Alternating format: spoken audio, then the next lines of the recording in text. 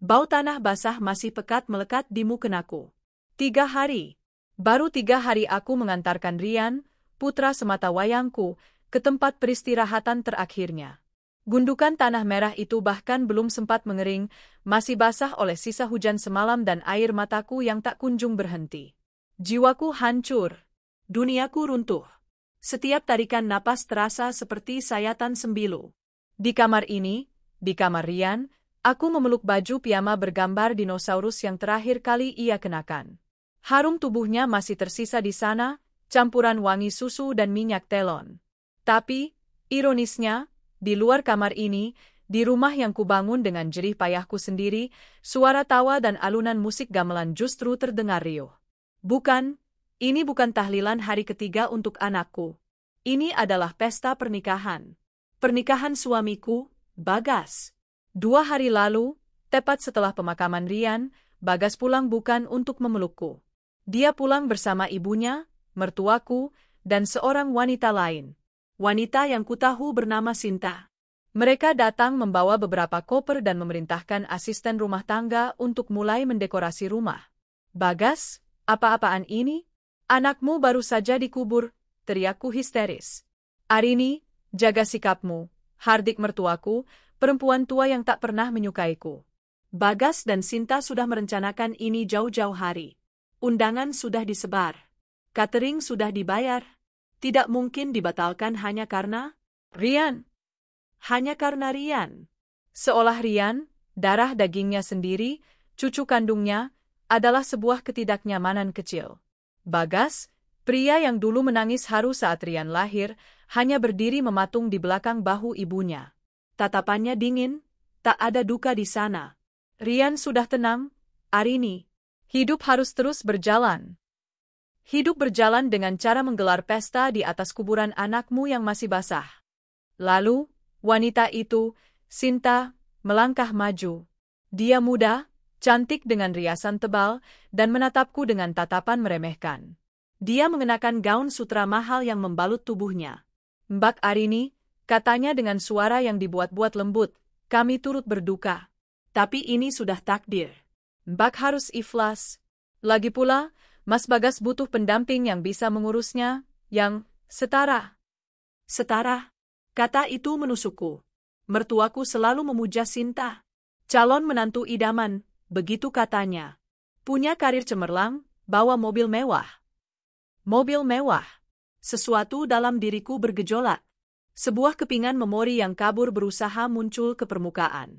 Malam itu, malam Rian tertabrak, aku sedang di pasar malam bersamanya. Rian lepas dari genggamanku, berlari mengejar balon.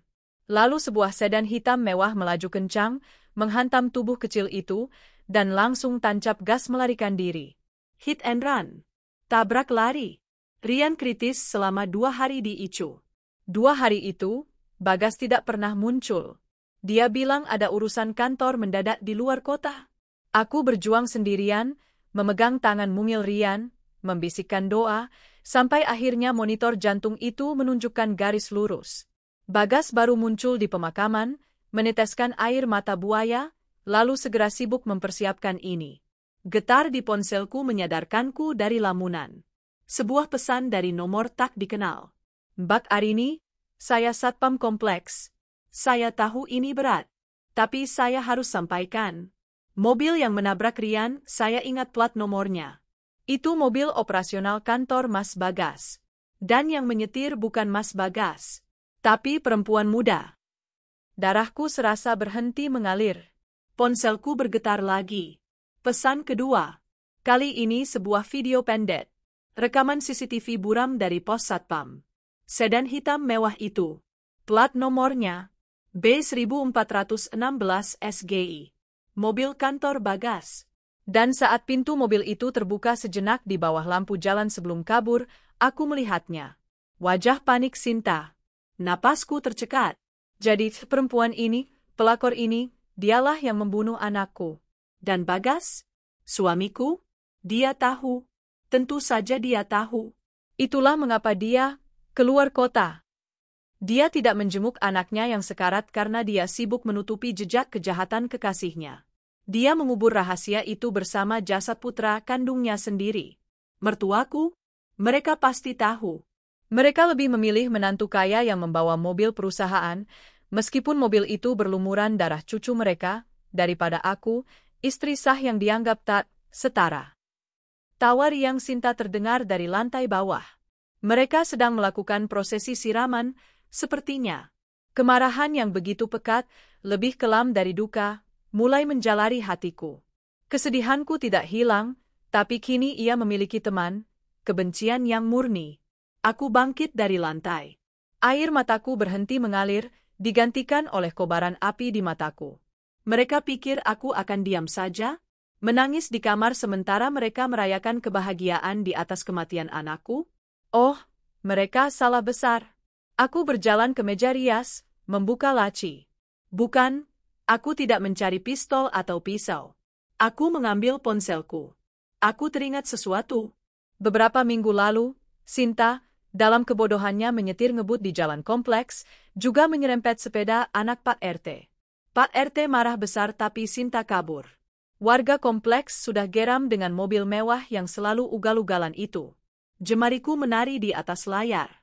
Aku mengirim rekaman CCTV itu ke grup WhatsApp warga. Bapak-bapak, ibu-ibu, ini Arini. Saya baru saja kehilangan Rian. Dan hari ini, saya menemukan bukti. Kukirim videonya. Perempuan yang sedang dinikahi suami saya di rumah saya saat ini. Sinta adalah orang yang menabrak lari Rian sampai meninggal. Mobilnya adalah mobil kantor suami saya. Suami saya menutupinya. Perempuan ini juga yang menyerempet anak Pak RT minggu lalu. Hening sejenak di grup. Lalu, satu persatu, balasan masuk. Pak RT, kurang ajar. Saya segera ke sana. Ibu dia. Ya Allah, Mbak Arini, biadab sekali. Pak Udin, kunci gerbangnya. Jangan sampai mereka kabur. Aku tersenyum. Senyum yang terasa asing di wajahku yang sembab. Di lantai bawah, aku mendengar suara MC mengumumkan bahwa prosesi ijab kabul akan segera dimulai. Suara penghulu sudah terdengar. Saya terima nikah dan kawinnya. Suara Bagas terdengar mantap. Tepat saat kata, sah, menggema, berbarengan dengan itu, suara gerbang rumahku yang didobrak paksa terdengar dari luar. Teriakan-teriakan marah membahana. Warga sudah datang. Aku membuka pintu kamarku. Pesta kalian baru saja dimulai, Bagas. Dan aku, sang ibu yang berduka, akan menjadi penonton di barisan paling depan saat kalian menerima karma kalian. Dendam atas darah anakku harus terbayar. Di sini, saat ini juga, aku berdiri di puncak tangga.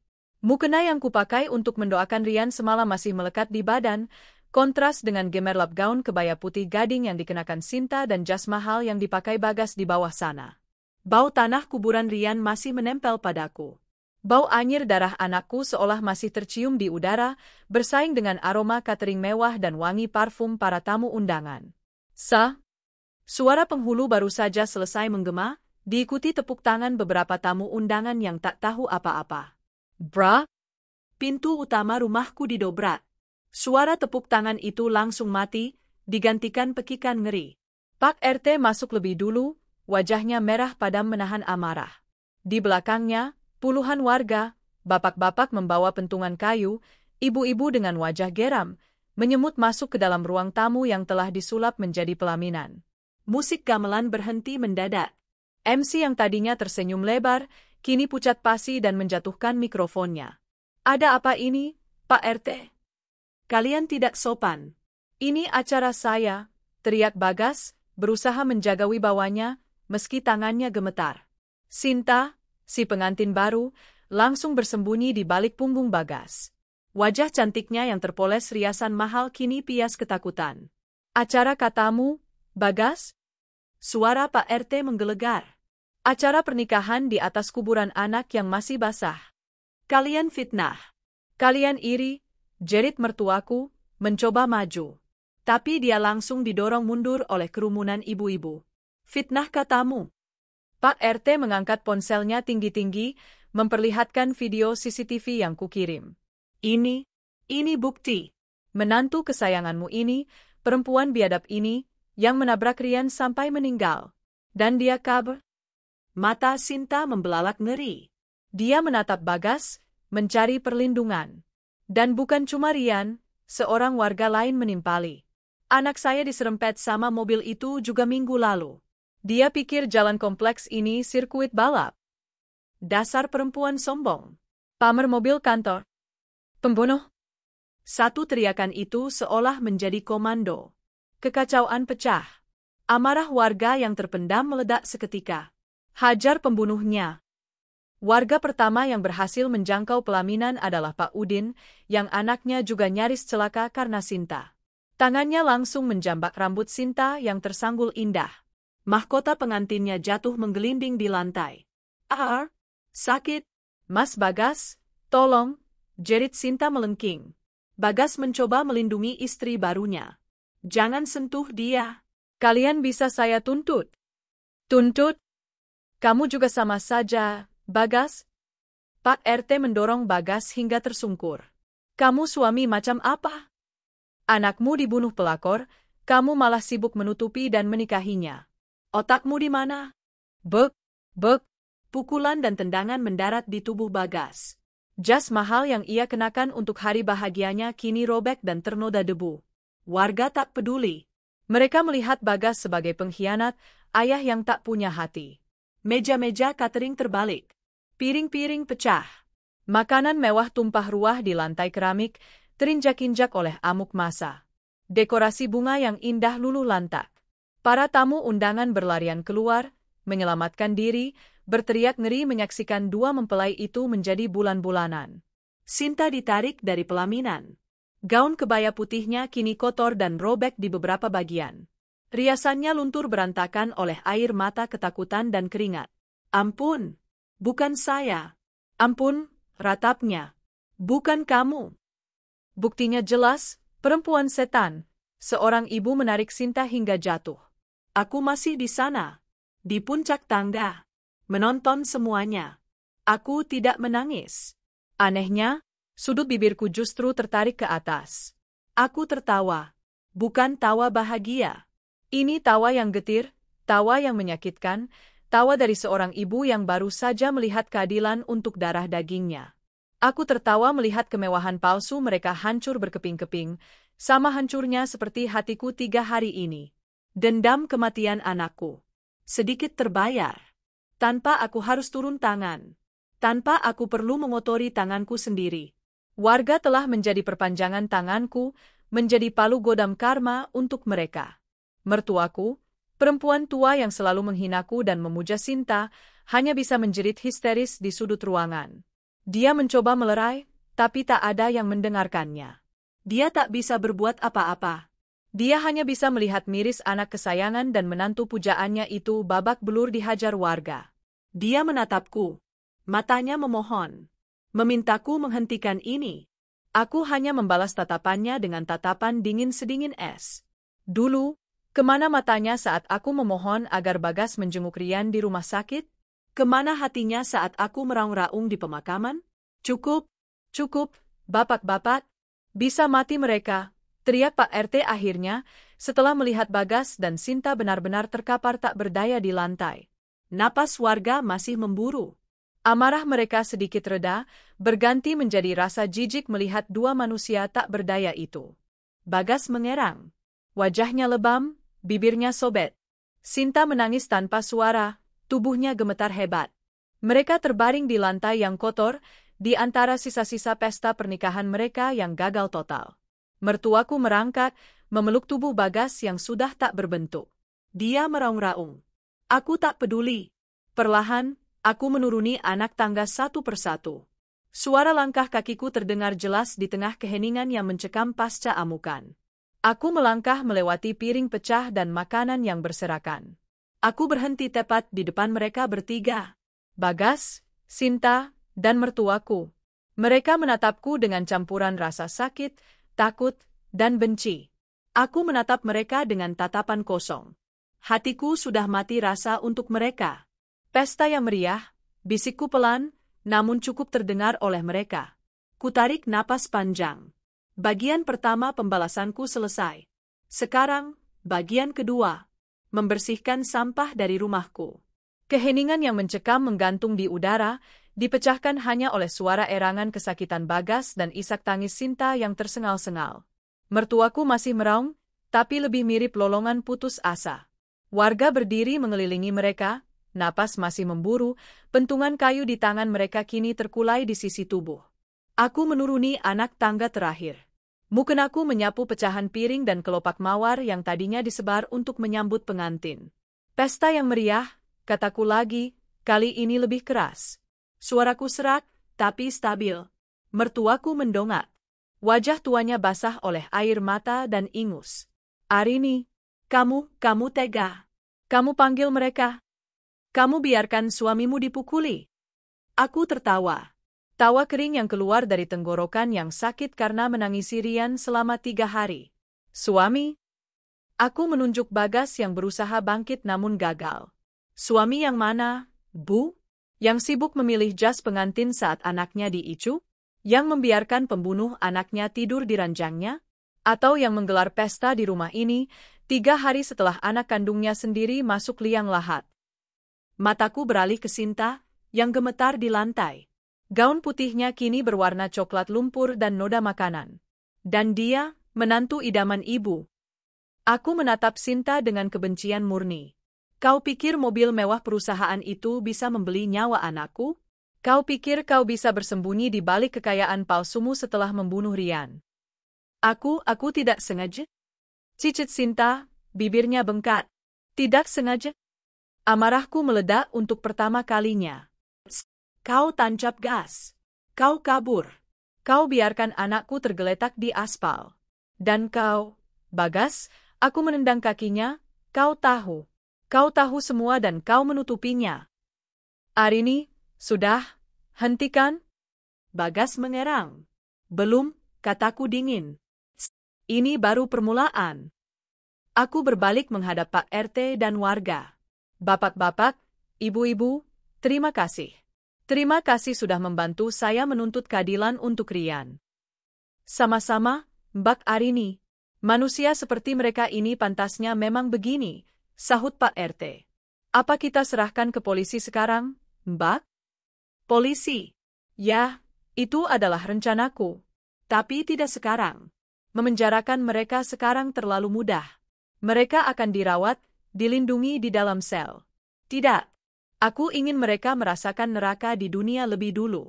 Nanti, Pak RT, kataku, sekarang, saya hanya ingin mereka pergi dari rumah saya.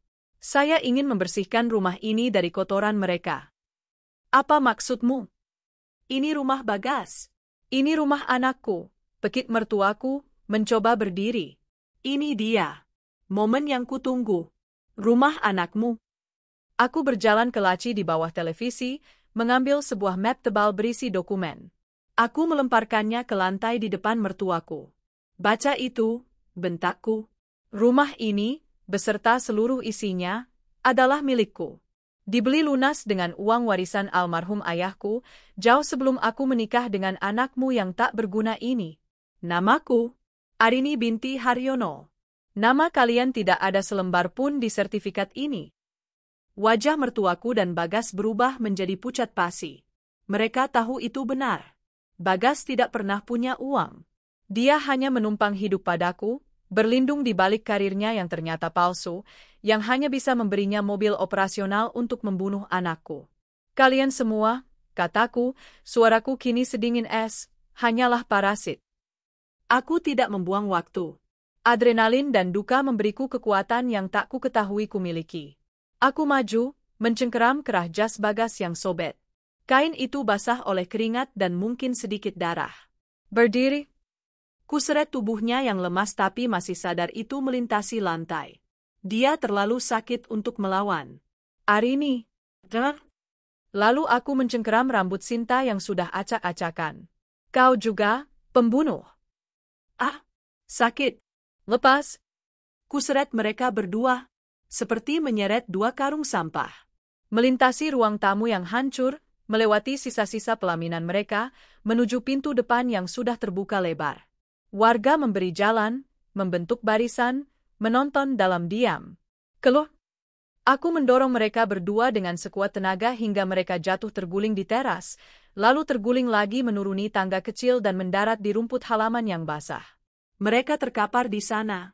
Dua mempelai yang babak belur, dalam pakaian pengantin mereka yang ternoda, dipertontonkan di depan seluruh tetangga. Dan ibu? Aku berbalik menatap mertuaku yang masih membeku di dalam. Mau apa lagi di sini? Mau menunggu tahlilan cucu yang tidak pernah ibu anggap? Silakan keluar. Urus anak kesayangan ibu dan menantu pembunuh itu. Di jalanan. Mertuaku menatapku dengan benci. Kau akan menyesal, Arini. Kau akan kena karma.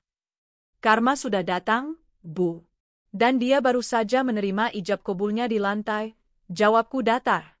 Aku mengambil tas tangan Sinta yang tergeletak dan tas kantor Bagas. Aku melemparkannya ke halaman, jauh dari jangkauan mereka. Itu barang kalian. Selebihnya, akan kubakar. Mertuaku akhirnya melangkah keluar dengan kaki gemetar, tidak berani menatap mata para tetangga. Dia tergopoh-gopoh membantu Bagas dan Sinta. Mereka bertiga, terhina, hancur, tanpa sepeser pun uang selain apa yang ada di dompet mereka. Pak RT, kataku pelan.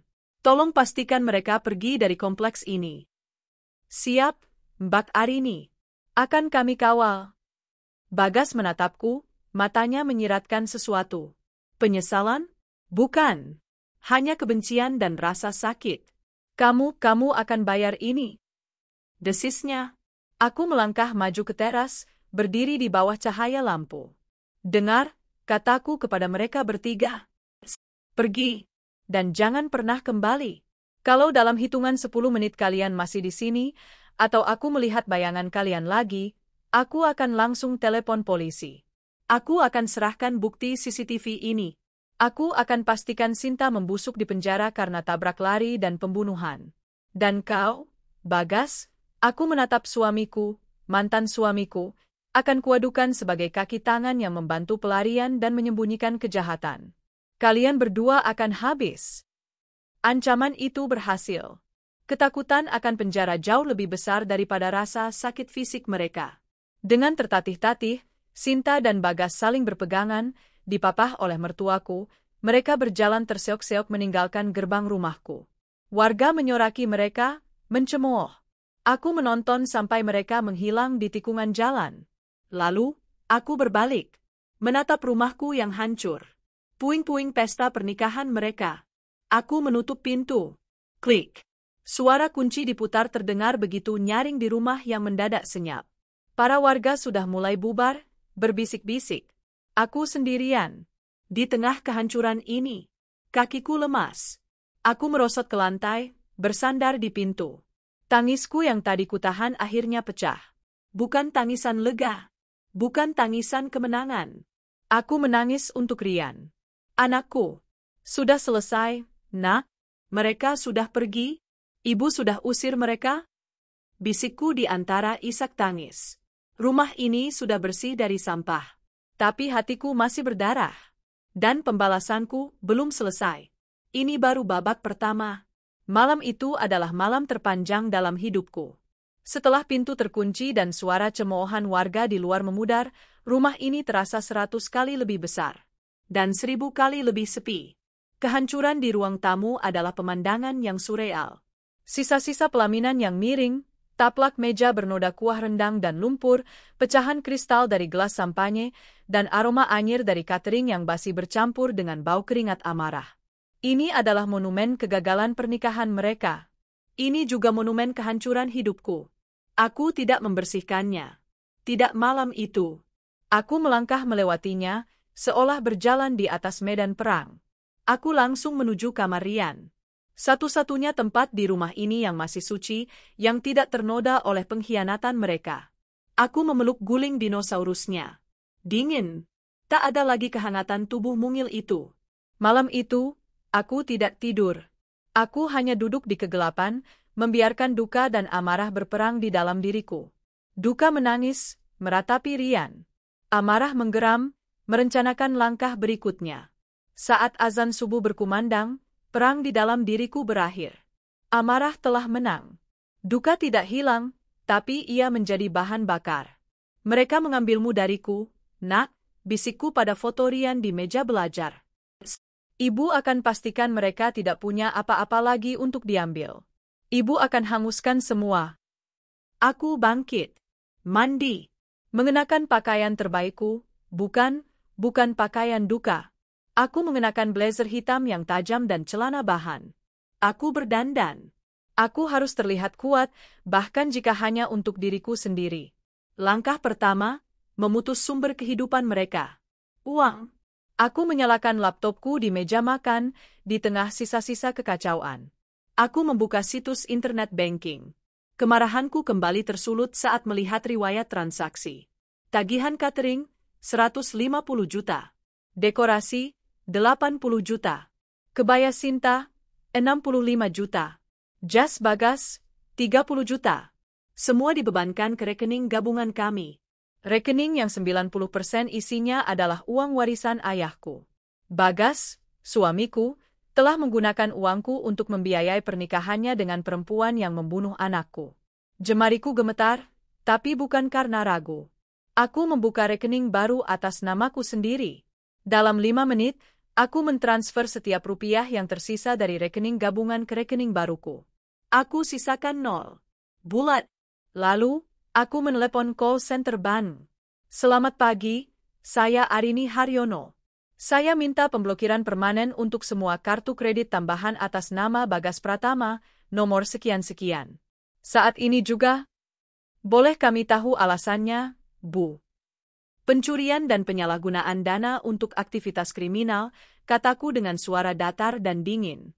Klaat. Sambunganku tutup. Bagas sekarang resmi tidak punya akses ke sepeser pun uangku. Dia mungkin masih punya gajinya, tapi aku tahu gajinya tak seberapa. Gaji yang dia pakai untuk menyewa apartemen untuk Sinta selama ini. Gaji yang tak akan cukup untuk hidup mewah. Tapi itu tidak cukup. Aku tidak hanya ingin dia miskin. Aku ingin dia hancur. Langkah kedua, menghancurkan karirnya. Aku ingat mobil mewah itu. Mobil operasional perusahaan. B1416 SGI. Itu adalah aset terbesar Bagas, simbol kebanggaannya, alat yang dipakai Sinta untuk pamer. Alat yang mereka pakai untuk membunuh Rian. Aku membuka situs web perusahaan Bagas. Sebuah perusahaan properti multinasional yang sangat menjaga citra mereka. Aku mencari halaman, kontak kami. Aku temukan email untuk Departemen HRD, Departemen Legal, dan email publik untuk jajaran direksi. Aku membuat email baru. Subjeknya kutulis dengan huruf kapital semua. Penting segera, penyalahgunaan aset perusahaan B1416 CC dalam tindak kriminal tabrak lari yang menyebabkan kematian skandal amoral karyawan Anda, Bagas Pratama. Tubuh emailnya kutulis dengan tenang, metodis, dan mematikan. Kepada YTH, jajaran direksi dan manajemen. Saya Arini, istri sah dari karyawan Anda, Bagas Pratama. Dengan berat hati dan duka yang mendalam, saya harus menginformasikan bahwa pada tanggal kejadian, putra saya, Rian, 7 tahun, telah meninggal dunia akibat insiden tabrak lari. Pelakunya adalah Sinta, nama belakang Sinta, yang merupakan kekasih gelap suami saya. Tindak kriminal ini dilakukan menggunakan aset perusahaan yang berada di bawah tanggung jawab Bagas Pratama, yaitu mobil, jenis merek mobil, dengan plat nomor B1416 SGI. Tidak hanya itu, suami saya, Bagas Pratama, telah secara aktif menyembunyikan kejahatan ini. Dia tidak melaporkan ke polisi, dia berbohong tentang keberadaannya saat anaknya kritis, dan dia sibuk menutupi jejak kekasihnya. Sebagai puncak dari tindakan tidak manusiawi ini, 3 hari setelah anak saya dimakamkan, sementara kuburannya masih basah, Bagas Pratama dan Sinta menggelar pesta pernikahan mewah di rumah saya, yang memicu amuk warga di kompleks kami tadi malam. Nama baik perusahaan Anda telah diseret oleh karyawan Anda ke dalam skandal pembunuhan, perzinahan, dan tindakan amoral yang kini menjadi konsumsi publik di lingkungan kami. Saya tidak akan menoleransi ini. Saya melampirkan bukti rekaman CCTV tabrak lari tersebut, yang dengan jelas menunjukkan mobil perusahaan Anda dan pelaku di dalamnya. Saya juga melampirkan beberapa foto kekacauan tadi malam yang disebabkan oleh ulah karyawan Anda. Saya menuntut perusahaan Anda mengambil tindakan paling tegas. Jika tidak, saya tidak akan ragu membawa bukti ini ke media massa dan menyebut nama perusahaan Anda sebagai fasilitator yang asetnya digunakan untuk membunuh seorang anak. Hormat saya, Arini Haryono, ibu dari almarhum Rian. Aku menekan tombol attach. Kukirim video CCTV itu. Kukirim foto Sinta dan Bagas yang babak belur di pelaminan. Lalu, dengan satu tarikan napas panjang, aku menekan tombol kirim. Email itu terkirim. Bom waktu digital itu telah diluncurkan. Aku menutup laptop. Ada perasaan lega yang dingin menjalari tubuhku. Aku tahu perusahaan seperti itu. Mereka lebih takut pada citra buruk daripada pada laporan polisi. Mereka akan memecat Bagas. Mereka akan menarik mobil itu. Mereka akan membuangnya seperti sampah. Setelah itu, aku menelepon 2 nomor lagi. Yang pertama, layanan pembersihan profesional. Halo, saya butuh layanan deep cleaning untuk seluruh lantai 1. Ada sisa dekorasi pesta yang hancur. Buang semuanya. Jangan sisakan apapun. Yang kedua, tukang kunci. Ganti semua kunci di rumah saya. Pintu depan, pintu belakang, gerbang. Saya mau selesai hari ini juga. Sambil menunggu mereka datang, aku mulai bekerja sendiri. Aku naik ke kamar tidur utama. Kamar tidurku dan Bagas. Aku membuka lemari. Semua pakaian Bagas, jas mahalnya, kemejanya, kutarik keluar. Kulempar ke lantai. Kuinjak-injak. Lalu kumasukkan ke dalam kantong sampah besar. Sepatu-sepatunya, parfumnya, semuanya. Saat tim pembersih dan tukang kunci datang, aku sudah selesai. Aku menyeret 4 kantong sampah besar berisi barang-barang Bagas ke depan gerbang, tepat di tempat truk sampah biasa mengambil. Aku berdiri di teras, mendengarkan suara denting kunci yang diganti dan deru mesin vakum cleaner yang membersihkan sisa-sisa pesta mereka. Rumah ini sedang disucikan. Hidupku sedang kurebut kembali. Mereka mengambil anakku. Aku akan mengambil segalanya dari mereka. Pekerjaan, uang, harga diri, dan tempat tinggal. Ini adalah taktik bumi hangus. Dan aku baru saja menyalakan apinya. Pagi itu, rumahku terasa asing. Wangi karbol yang tajam dari tim pembersih telah menggantikan bau busuk pesta semalam. Suara palu dan bor dari tukang kunci yang mengganti grendel terakhir di gerbang terdengar seperti ketukan palu hakim. Semuanya bersih, steril. Tapi kehampaan di rumah ini justru semakin terasa. Kehancuran fisik itu setidaknya menjadi pengalih perhatian. Kini, dalam kebersihan yang steril ini, bayangan Rian terasa semakin kuat. Aku melihatnya berlari di ruang tamu yang kini kosong, tawanya menggema di dinding yang baru dibersihkan. Dukaku kembali mengoyak. Pembalasan ini tidak membawa Rian kembali. Aku mengepalkan tangan. Tidak. Aku tidak boleh goyah. Pembalasan ini mungkin tidak membawa Rian kembali, tapi ini adalah satu-satunya keadilan yang bisa kuberikan untuknya. Keadilan yang takkan dia dapatkan jika aku hanya menangis. Ponselku berdering. Nama, Bagas, muncul di layar. Aku menatap nama itu. Pria yang seharusnya menjadi pelindungku. Pria yang berbagi ranjang denganku. Pria yang kini menjadi musuh terbesarku. Aku mengangkatnya. Aku ingin mendengar suaranya saat dia sadar dia telah kehilangan segalanya. Arini, apa-apaan ini? Kamu di mana? Suaranya serak dan panik, tidak ada lagi wibawa yang dibuat-buat. Di rumahku, jawabku dingin. Rumah yang sedang kubersihkan dari kotoranmu. Kartu kreditku tidak bisa dipakai. Rekeningnya kosong. Kamu pindahkan kemana uangku? Hah? Itu uang gono gini. Aku tertawa. Uangmu? Uangmu yang mana, Bagas? Gaji 10 jutamu sebulan yang habis kau pakai untuk menyewa apartemen pelakor itu? 90% di rekening itu adalah uang warisanku. Uang yang kau pakai 300 juta untuk membiayai pernikahanmu dengan pembunuh anakku. Hening di seberang sana.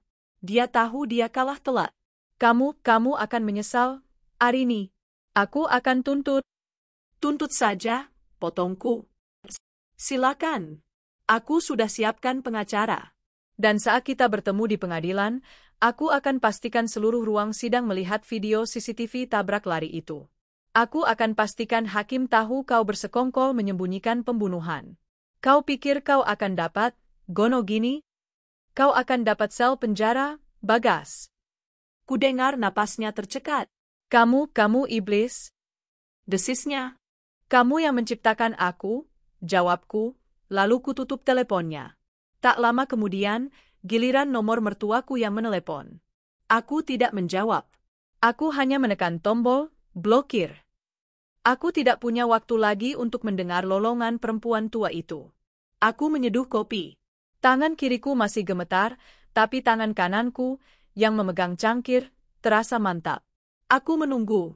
Pukul 10 pagi, email balasan itu masuk. Email itu datang dari alamat yang sangat formal. Kepala Divisi Sumber Daya Manusia dan Disalin, CC, ke jajaran direksi. Yedeha. Ibu Arini Haryono. Kami telah menerima laporan dan bukti-bukti yang Ibu kirimkan. Mewakili manajemen perusahaan, kami menghaturkan duka cita yang sedalam-dalamnya atas musibah yang menimpa Ibu dan kepergian putra Ibu, Rian. Perusahaan kami memiliki kebijakan nol toleransi terhadap segala bentuk aktivitas ilegal, kriminal, dan amoral yang melibatkan karyawan, terutama jika menyangkut penyalahgunaan aset perusahaan. Tindakan yang dilakukan oleh Saudara Bagas Pratama dan pihak ketiga, Saudara Sinta, dengan menggunakan kendaraan operasional B1416 SGI untuk tindak kriminal tabrak lari, serta upaya menutupi fakta tersebut, adalah pelanggaran berat yang tidak dapat dimaafkan dan telah mencoreng nama baik perusahaan.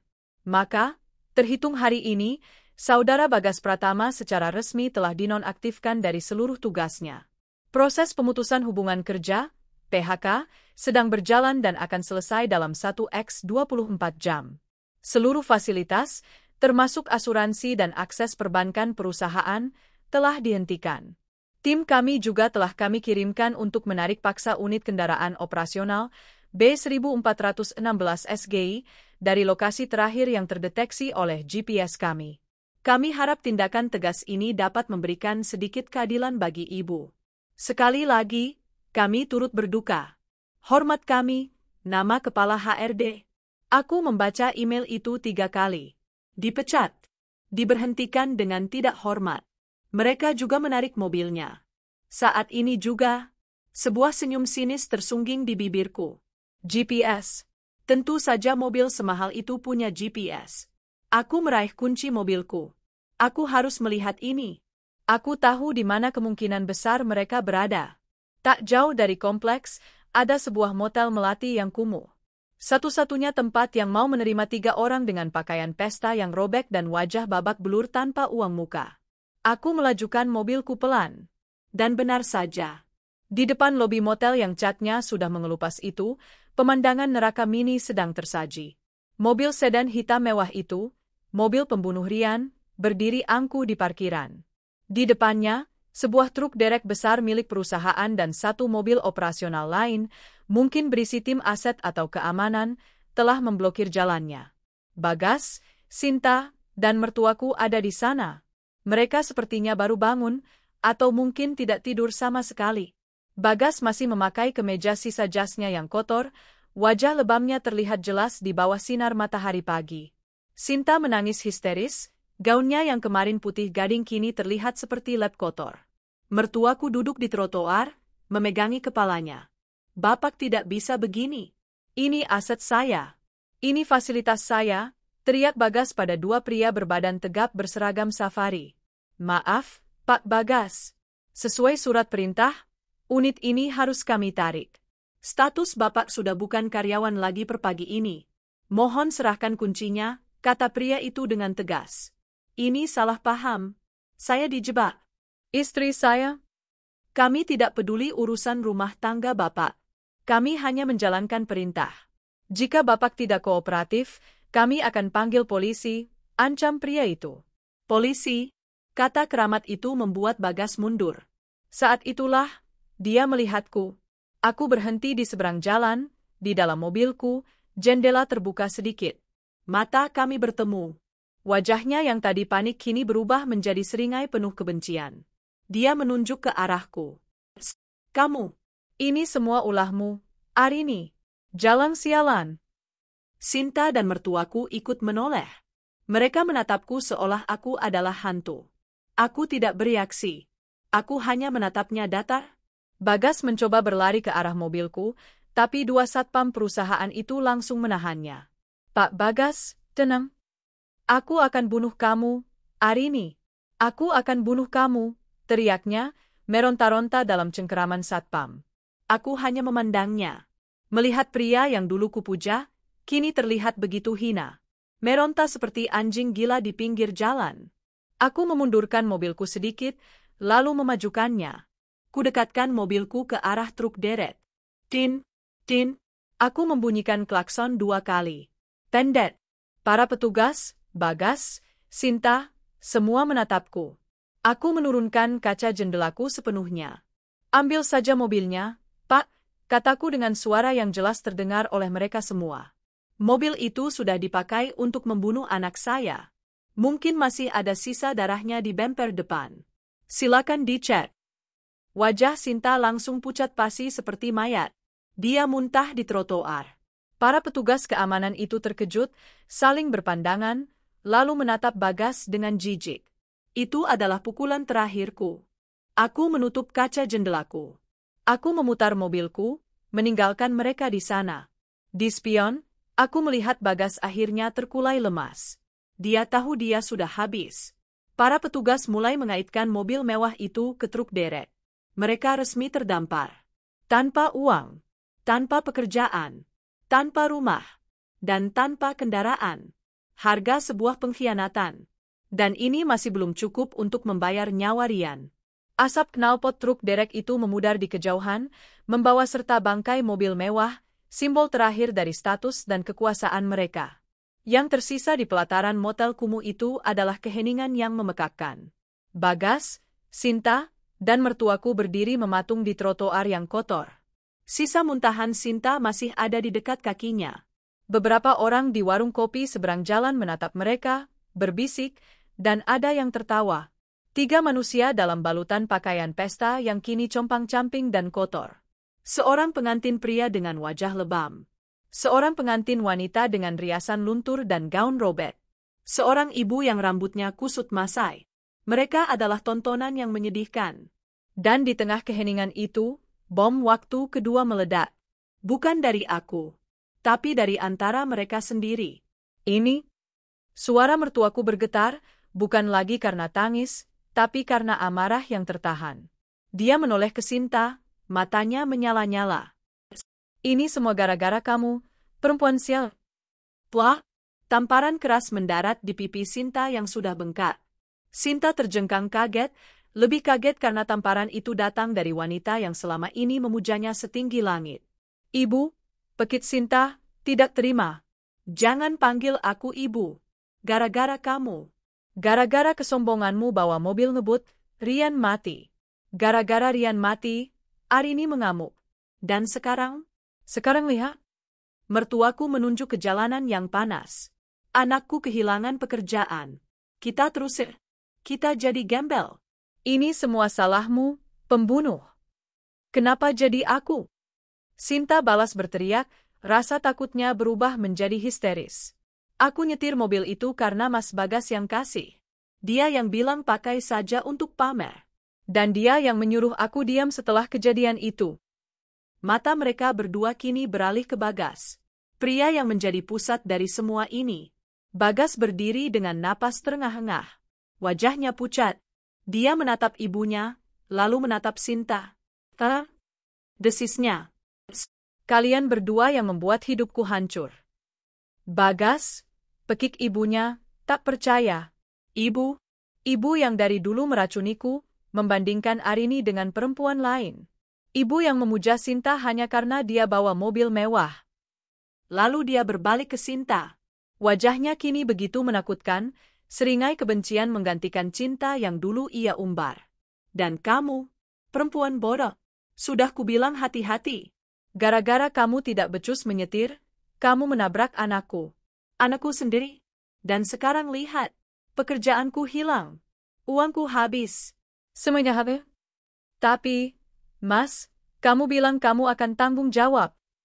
Sinta menangis. Tanggung jawab apa? Dengan apa? Arini memblokir semuanya. Semuanya. Bagas merogoh sakunya, membanting ponselnya ke aspal hingga layarnya retak. Aku tidak punya apa-apa lagi. Mengerti? Tidak. Pertengkaran brutal mereka terhenti oleh suara datar dari manajer motel. Permisi, Pak, Bu. Waktu check-out sudah lewat, dan tagihan tadi malam baru dibayar uang muka. Sisanya masih kurang 800.000, kata pria itu tanpa basa-basi, jelas sudah mendengar semua keributan. 3 pasang mata itu terbelalak. 800.000. Uang yang dulu bagi mereka hanya seujung kuku, kini menjadi angka yang mustahil. Bagas membuang muka. Saya tidak punya uang. Sinta menggeleng panik, memegangi tas tangannya yang kecil. Aku dompetku di mobil Arini. Semua mata tertuju pada mertuaku. Wanita tua itu gemetar. Dengan tangan bergetar, dia merogoh bagian dalam kebayanya, mengeluarkan dompet kain kecil yang sudah kusam. Dia menghitung lembaran uang puluhan ribu di dalamnya. Itulah uang simpanannya, uang pegangannya. Dengan wajah penuh penghinaan, dia menyerahkan hampir seluruh isinya kepada manajer motel. Kalian bertiga, silakan pergi. Sekarang juga, usir sang manajer setelah menghitung uangnya. Mereka diusir. Secara harfiah. Tak ada lagi tempat berteduh. Mereka bertiga berdiri di pinggir jalan raya yang ramai. Panas matahari siang itu terasa membakar kulit. Bau asap knalpot dan debu jalanan menusuk hidung. Mereka saling memandang dengan benci.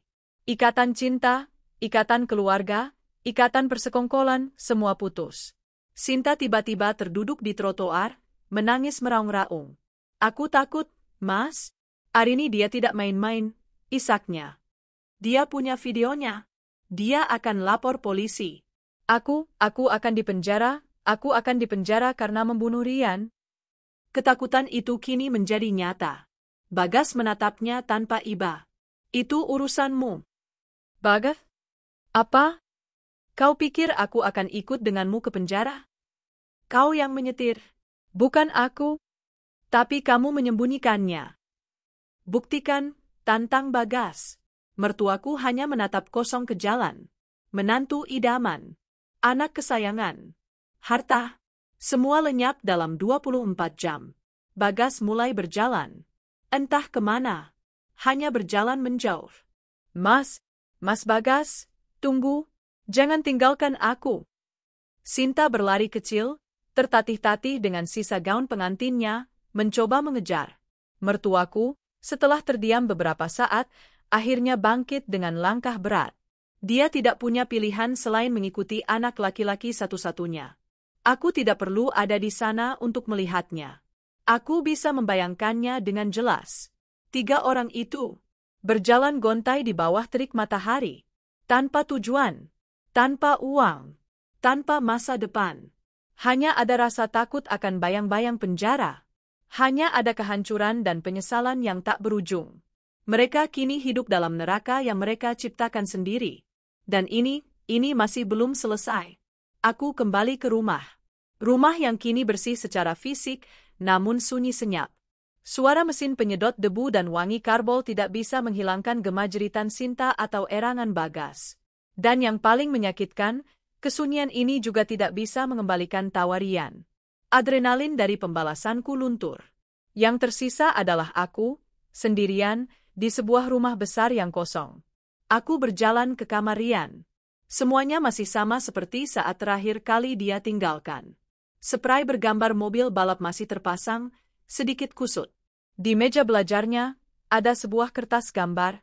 Aku mengambilnya. Jantungku serasa diremas. Itu gambar keluarga. 3 sosok bergandengan tangan. Satu tinggi kurus dengan rambut cepak, bertuliskan, Ayah. Satu lagi dengan rambut panjang, bertuliskan, Ibu. Dan di tengah, sosok mungil dengan senyum lebar, aku, Rian. Kami. Sebelum pelakor itu datang.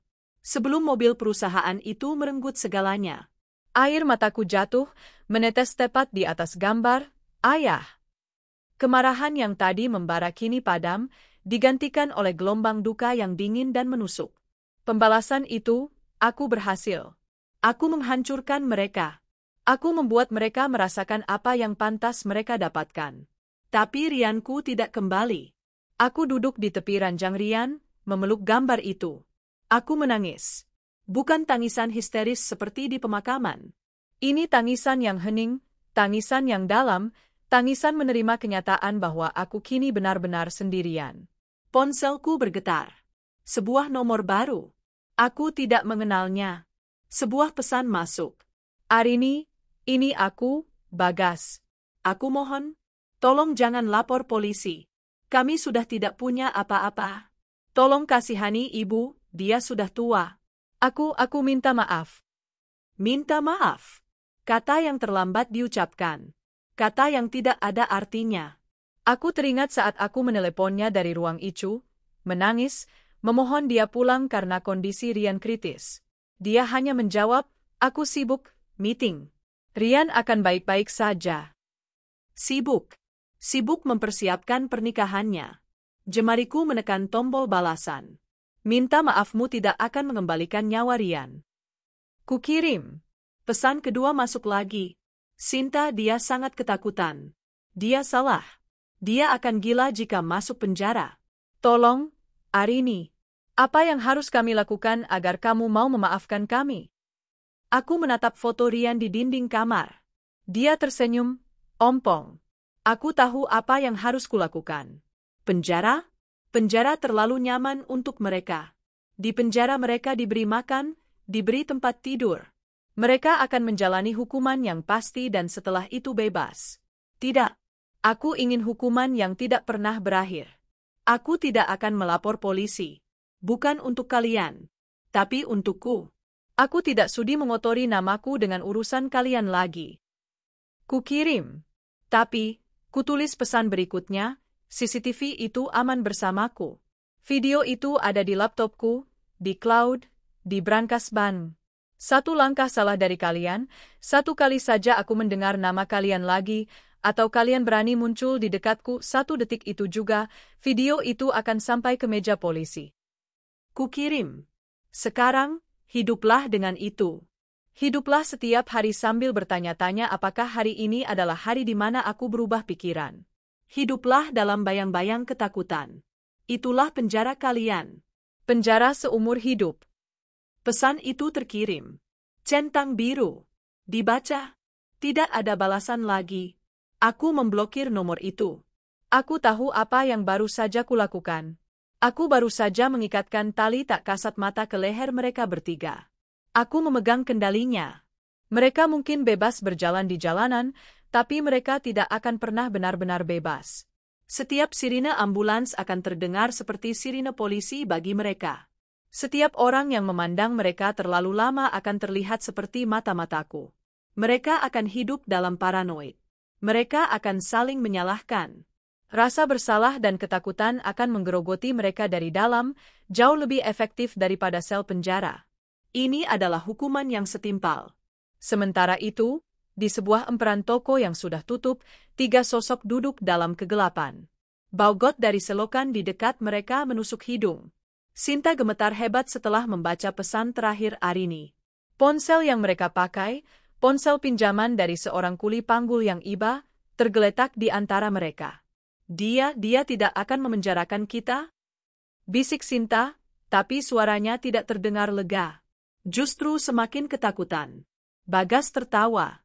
Tawa yang terdengar gila. Bodoh. Kamu pikir ini kabar baik? Ini lebih buruk dari penjara. Apa maksudmu, Mas? Dia membiarkan kita hidup, Sinta. Hidup seperti ini. Gemoh. Tanpa apa. Dan setiap hari kita harus takut padanya. Dia memegang nyawa kita.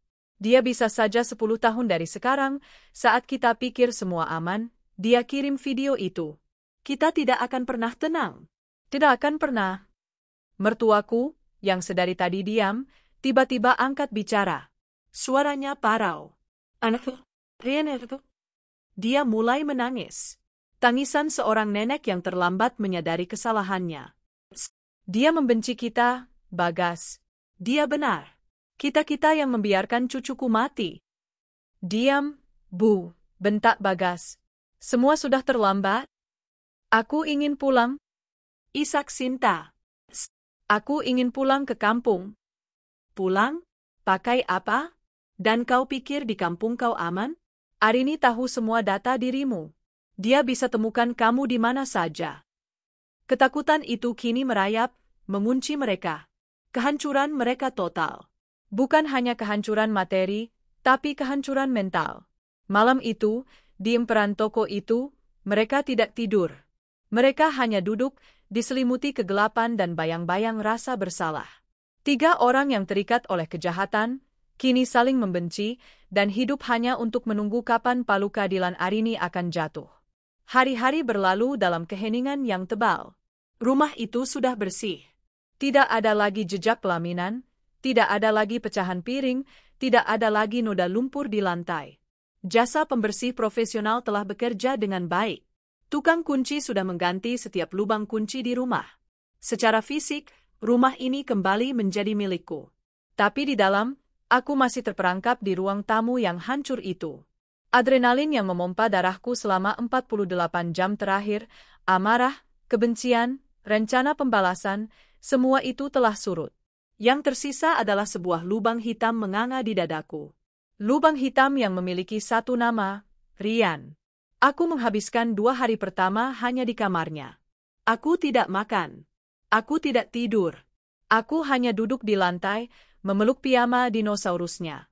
Dulu, aku marah karena Bagas tidak mau menjenguk Rian. Sekarang, setelah Bagas hancur, aku sadar kemarahanku hanyalah tameng. Tameng untuk menutupi rasa sakit yang tak tertanggungkan. Pembalasanku tuntas. Mereka hancur. Mereka hidup dalam ketakutan. Tapi Rian tidak kembali. Tangisku yang kering kini kembali basah. Aku meraung. Sendirian. Di kamar anakku yang sepi. Aku meraung untuknya, dan aku meraung untuk diriku sendiri. Untuk kebodohanku mempercayai Bagas. Untuk tahun-tahun yang kuberikan pada pria yang tega menutupi pembunuhan anaknya sendiri. Pada hari ketiga, aku terbangun dengan tubuh kaku di lantai kamar Rian. Sinar matahari pagi menembus jendela, menerangi sebuah foto di dinding. Foto Rian saat pertama kali masuk TK, tersenyum bangga dengan seragam barunya yang kebesaran. Aku harus bangkit. Bukan untukku, tapi untuknya. Aku tidak bisa membiarkan Rian melihat ibunya hancur seperti ini. Aku sudah menghukum orang-orang yang menyakitinya. Sekarang, aku harus menghormati ingatannya. Aku mandi. Untuk pertama kalinya, aku mengenakan pakaian biasa, bukan mukena atau daster duka. Aku mengambil kunci mobilku yang sesungguhnya, yang kubeli dengan uangku sendiri. Tujuanku hanya satu. Makam Rian. Ini adalah pertama kalinya aku ke sana sendirian. Dulu, saat pemakaman, aku dikelilingi orang. Sekarang, aku harus menghadapinya sendiri. Aku mengemudi pelan. Kota ini terasa asing. Saat aku berhenti di sebuah persimpangan lampu merah yang ramai, di dekat pasar, mataku menangkap sebuah pemandangan. Di bawah jembatan penyeberangan, di antara para pengemis dan pedagang asongan, ada 3 sosok yang kukenali. Mereka duduk di atas kardus kotor.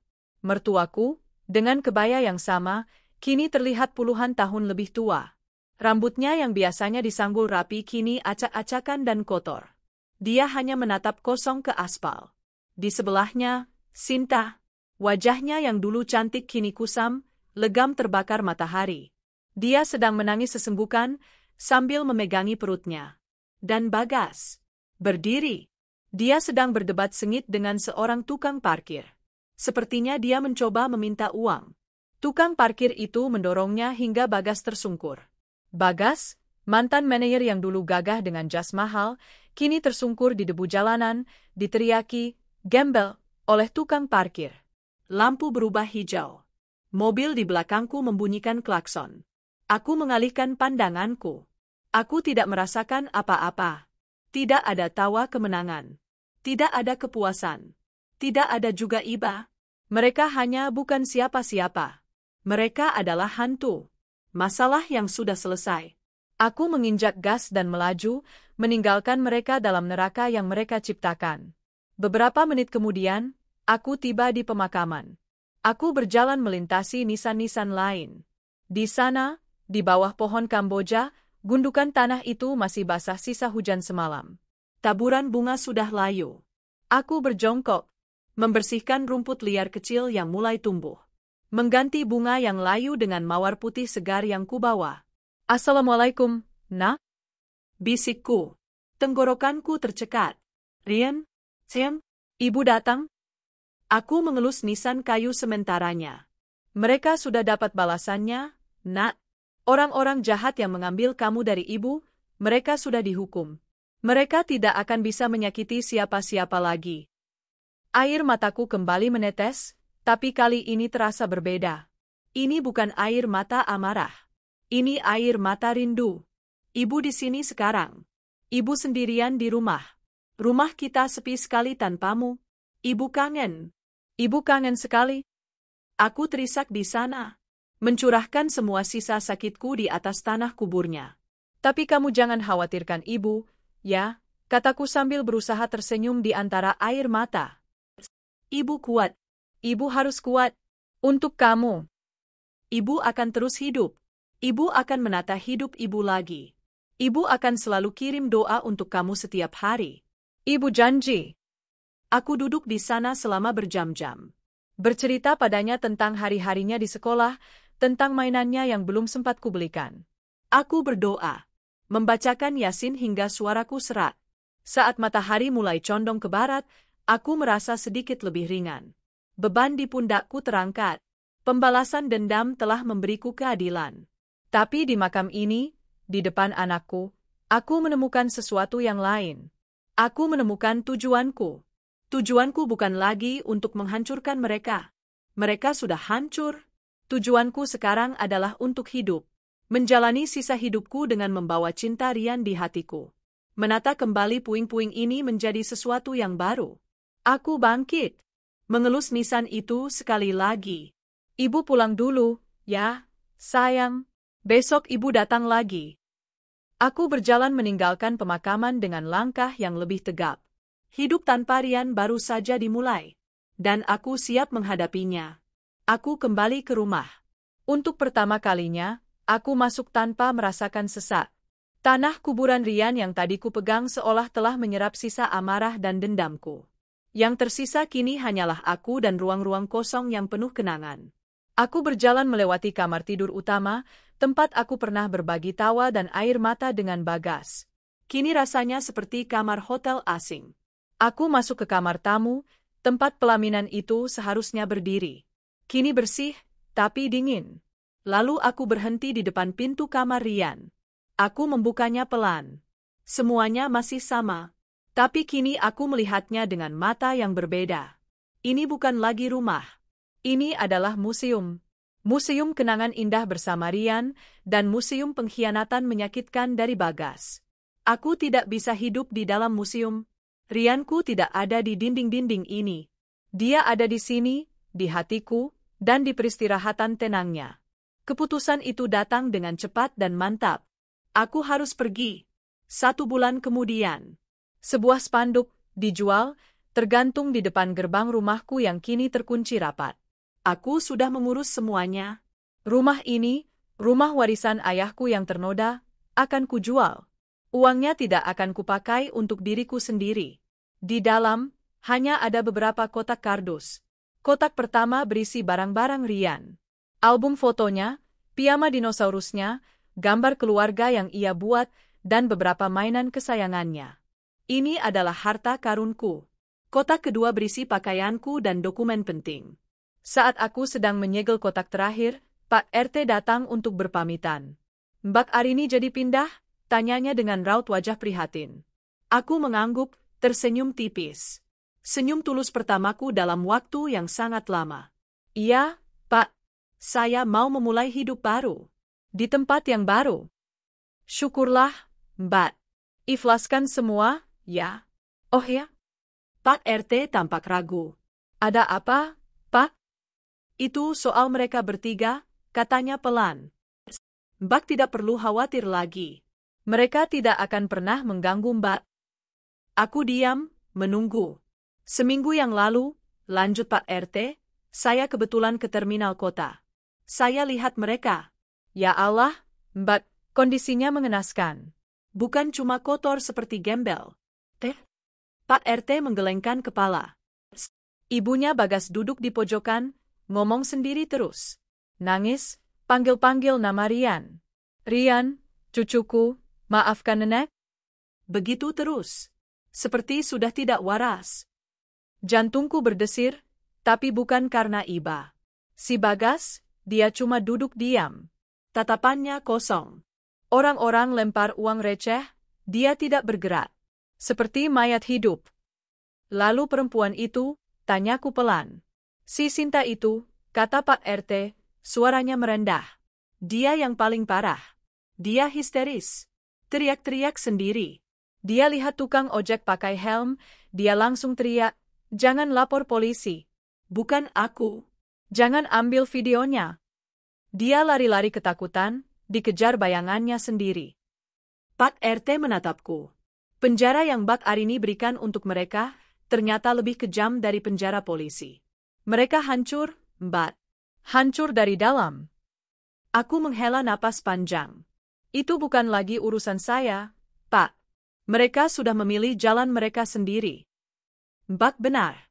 Ya sudah, Mbak, hati-hati di tempat baru. Kami semua di sini mendoakan Mbak. Setelah Pak RT pergi, aku menutup pintu untuk terakhir kalinya. Aku menyerahkan kunci kepada agen properti. Aku masuk ke mobilku. Di kursi penumpang di sebelahku, ada kotak berisi barang-barang Rian. Aku menyalakan mesin. Aku tidak menoleh ke belakang.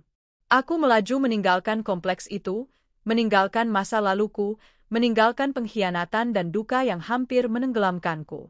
Aku belum tahu akan kemana. Mungkin ke kota kecil di tepi pantai, mencari ketenangan. Mungkin aku akan membangun panti asuhan kecil. Satu hal yang pasti, uang hasil penjualan rumah itu akan menjadi Yayasan Rian. Sebuah yayasan untuk membantu anak-anak korban tabrak lari dan anak-anak yatim piatu. Rasa sakitku tidak akan sia-sia. Kematian anakku tidak akan sia-sia. Aku hidup dengan menata hidup baru. Tanpa anak kesayanganku di sisiku, tapi dengan cintanya di hatiku. Tanpa pengkhianat yang membebani langkahku. Di suatu tempat di kota yang ramai, 3 manusia hidup dalam neraka abadi yang mereka ciptakan. Dalam bayang-bayang rasa bersalah, ketakutan, dan kegilaan. Sementara aku tetap hidup. Dengan doa untuk anakku. Dan aku akan memastikan sisa hidupku ini berarti. Kita mulai lagi ya, nak, bisikku pada kotak di sebelahku. Ibu dan kamu. Selamanya. 5 tahun kemudian. Debur ombak di pantai kecil itu terdengar ritmis, berpadu dengan tawa riang anak-anak. Di sebuah rumah kayu sederhana namun bercat kuning cerah, seorang wanita tersenyum. Wajahnya tidak lagi menampakkan jejak kemarahan atau duka yang pekat. Hanya ada ketenangan, meski sepasang matanya menyimpan kedalaman yang tak terukur. Wanita itu Arini. Rumah itu bernama Rumah Rian, sebuah rumah singgah dan beasiswa yang dia dirikan dengan seluruh uang hasil penjualan rumah lamanya. Tempat ini menampung anak-anak kurang mampu dan korban kekerasan domestik, memberi mereka sekolah, perlindungan, dan kasih sayang yang tak pernah mereka rasakan. Bunda Arini, panggil seorang gadis kecil, berlari memeluk kakinya. Arini tertawa, mengelus rambut anak itu. Sudah selesai menggambarnya, sayang? Dia tidak pernah memiliki anak lagi. Dia memutuskan bahwa cintanya sebagai ibu akan dia curahkan untuk mereka semua, anak-anak yang terbuang oleh dunia. Di dinding ruang utama, di antara puluhan foto anak-anak asuhnya yang tersenyum, tergantung satu bingkai foto. Foto Rian, tersenyum ompong dengan seragam TK-nya. Setiap pagi, Arini menyapa foto itu, bukan lagi dengan air mata, tapi dengan senyuman. Lihat, nak, teman-temanmu banyak sekali. Ibumu tidak sendirian lagi. Dia telah menemukan kedamaiannya. Bukan dengan melupakan, tapi dengan mengubah rasa sakitnya menjadi kekuatan. Dia tidak lagi hidup dalam bayang-bayang dendam, dia hidup dalam cahaya warisan putranya. Dia tidak pernah lagi mendengar kabar tentang mereka. Dia tidak pernah bertanya, tidak pernah mencari tahu. Baginya, mereka telah mati di hari yang sama saat truk derek itu mengambil mobil mewah itu. Namun, Takdir punya cara sendiri untuk menutup sebuah buku. Kabar itu datang dari Pak RT lamanya, yang entah bagaimana berhasil menemukannya, mengirimkan sepucuk surat. Bukan untuk meminta Arini kembali, hanya untuk memberitahu bahwa lingkaran itu telah tertutup. Mertuanya adalah yang pertama pergi. Dia ditemukan meninggal karena kedinginan di emperan sebuah pasar, setahun setelah kejadian itu. Orang-orang bilang, dia meninggal sambil memeluk sebatang singkong mentah, meracau memanggil nama, Rian, dan meminta maaf. Bagas menyusul 2 tahun kemudian. Tubuhnya yang kurus kering ditemukan di bawah jembatan layang. Gelandangan lain menyebut dia sudah lama sakit-sakitan, sering batuk darah, dan selalu menatap kosong. Dia meninggal tanpa identitas, dan baru teridentifikasi sebulan kemudian. Dia mati sebagai pria tanpa nama, persis seperti kehormatan yang telah dia buang. Dan Sinta, nasib Sinta adalah yang paling ironis. Dia tidak mati, tapi dia kehilangan akal sehatnya. Penjara mental yang diciptakan Arini benar-benar menguncinya. Ketakutannya akan video CCTV itu menjadi obsesi. Dia ditangkap Satpol PP karena mengamuk di jalanan, meneriaki setiap kamera dan ponsel sebagai mata-mata Arini. Dia berakhir di sebuah rumah sakit jiwa, menghabiskan sisa hari-harinya di sebuah ruangan berpenerang redup, menggaruk-garuk dinding, berbisik pada bayangan tentang mobil hitam, anak kecil, dan video yang akan memenjarakannya. Arini melipat surat itu. Dia tidak merasakan apa-apa. Tidak ada kepuasan, tidak ada iba. Hanya kehampaan. Dia berjalan ke tepi pantai, membiarkan ombak menyentuh kakinya. Matahari terbenam, mewarnai langit dengan warna oranye dan ungu. Dia telah memaafkan. Bukan untuk mereka, tapi untuk dirinya sendiri. Agar dia bisa melangkah maju tanpa membawa beban kebencian mereka. Kuburan Rian tidak lagi basah oleh air matanya, tapi kini selalu dihiasi bunga-bunga segar dari kebun di rumah Rian. Dendam kematian anaknya telah terbayar lunas. Dan kini, cintanya untuk sang anak hidup selamanya, dalam tawa puluhan anak lain yang dia selamatkan. Arini menarik napas dalam-dalam, merasakan udara laut yang segar. Dia tersenyum pada matahari yang tenggelam. Dia siap menyambut hari esok.